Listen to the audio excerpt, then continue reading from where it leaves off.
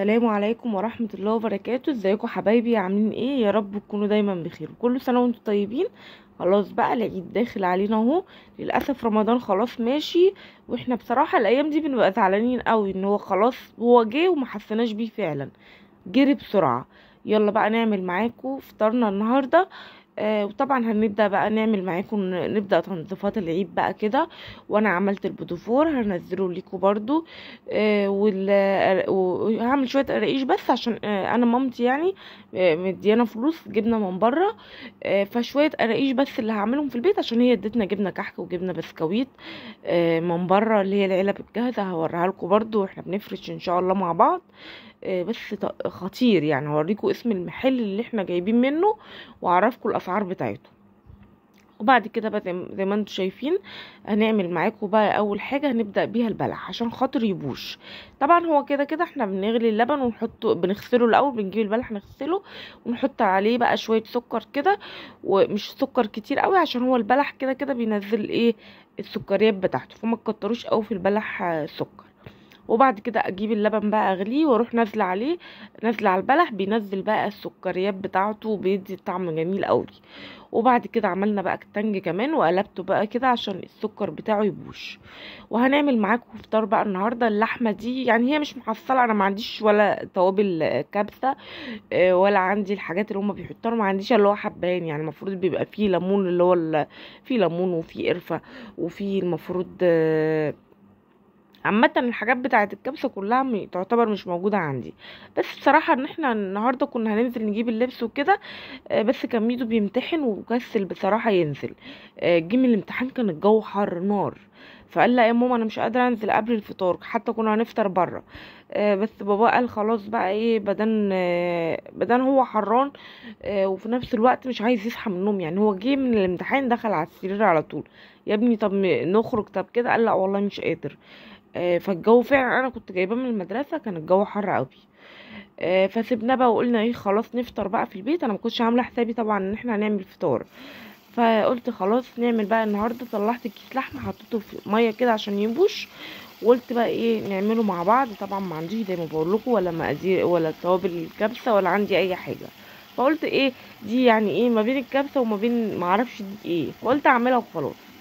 رحت جايبه اللحمه بقى كده قطعتها حتت صغيره قلت عشان تستوي، ورحت جايبه معلقه سمنه وشويه زيت وحطيتهم بقى مع بعض وسبتهم يتقطعوا كده، ورحت نازله بقى ايه باللحمه عشان اديها صدمه ايه على وشها. وبعد كده بعد ما اديتها صدمه رحت قلبها الناحيه برضو التانية وسبتهم يتشوحوا حاجه بسيطه كده.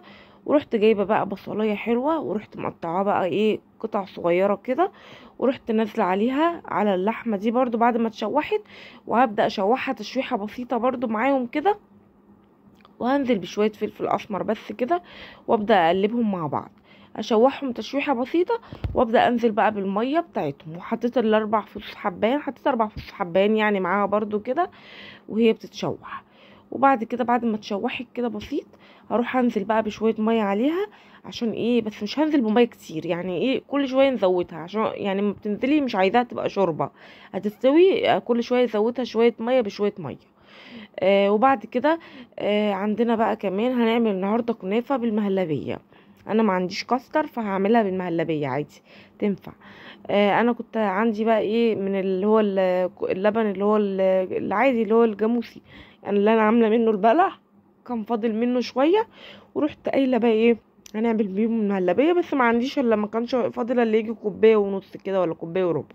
فرحت جايبه بقى اللبن اللي هو بخيره دوت رفع قوي يعني نص كيلو ب23 جنيه. طب ما تخيلتش انا تخيلت ان هو يبقى اقل من 20 او كده، ببص لقيته الراجل بياع بيقول لي 23 جنيه، غالي قوي.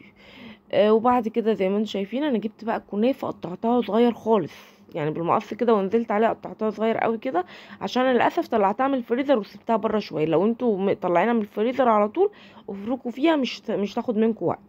وبعد كده جبت كده اهو السمنه، يعني عايزين تحطوا يعني مع كوبايه سمنه، انا عشان ده نص الا حاجه بسيطه، لو انتوا عاملين نص حطوا كوبايه سمنه.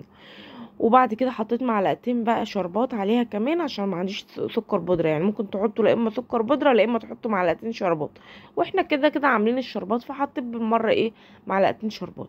وبعد كده جيت بقى ايه عملتها في قلب بعضيها كلها، ما خليتش حته فيها الا لما كلها سمنه. وبعد كده جيت بنصها بقى فردته كده تحت كده بعد ما حطيت معلقه سمنه في الصينيه.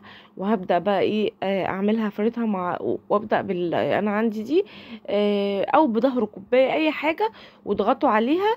وبعد كده اهو هنزل بالمهلبيه بقى افردها كده عليها، دي الكريمه يعني بتاعتها.